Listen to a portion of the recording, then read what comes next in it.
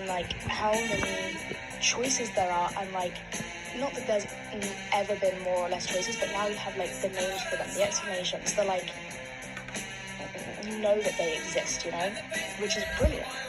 No flaw there. However, I was thinking, if I was 16 or 15 now, because I feel like for a lot of people, your early to mid-teen years is when you really start to figure out your sexuality, because you start really liking people for the first time.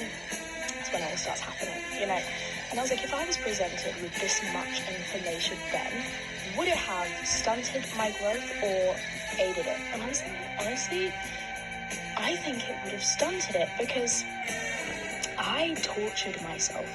Until very recently, I tortured myself with the whole labels thing. And it is something I've been kind of like nervous to talk about, because I've just seen so much unpleasantness around it, especially around queer women changing their label. That is like, to me, the scariest thing to talk about, because for some reason, right, it's like fine for straight women to like dabble in like women, in other women, and it somehow it doesn't change their label, somehow it's not harmful to any community. But as a gay woman, hypothetically, a gay woman, you cannot dabble. That's harmful. You're speaking poorly on the community's behalf and harmful, you know, reasons. And whilst I feel like it's important to not take it into your own heart as any individual, to like not be the contributor to negative stereotypes, you know, you're not responsible for the prejudices of weird men and weird bad people. However, it's important, I think, when you have any level of platform, to recognise the power that you do have to contribute to those stereotypes. Even if your experience is very authentic, and in a room full of queer people, they're going to know exactly what you're talking about, you do also have to understand your reach and understand what you might be contributing to. Even if it's not right, even if it's not the way the world should work, it is the way the world works. So that's what I've been thinking about a lot recently regarding talking about my sexuality, because it's just not a straightforward like experience that I've had. I don't think anyone's experience with their sexuality is straightforward, but I feel like as queer women, we are stand up talking about it a lot more.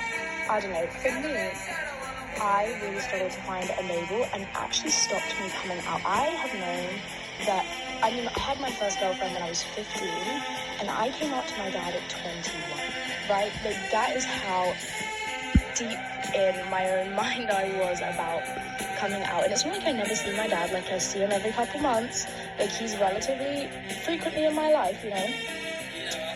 And I couldn't come out to him until I was 21. Was I even 22? No, I was 21. Yeah, I was 21.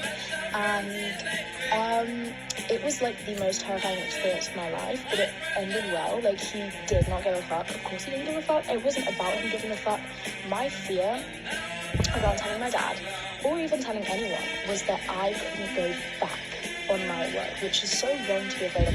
I felt like if I couldn't accurately describe myself, that I didn't feel like I had the privilege to be wrong. I didn't feel like the people who surrounded me were people who would allow me to grow. Like, to say, oh, damn it, like I thought I was that. Hey, look, I'm not. Do you know what I mean? And I will say this now, I think you can never be wrong about your sexuality.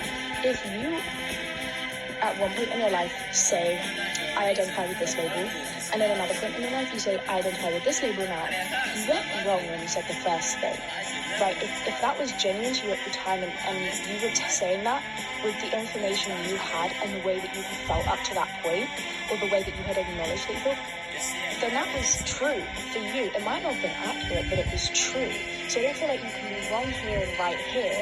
It's one big journey, and you're right at every single point of it. It just might not be accurate. Do you know what I mean? Like, you're never wrong. And I hate that people can be shunned into feeling a certain kind of way about the way that they might identify at one point versus another point. That is something that pisses me off. I think that you can never be wrong as long as you're being authentic.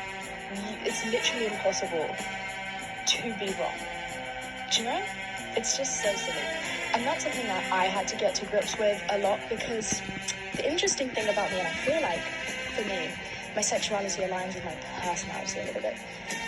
I could have and consider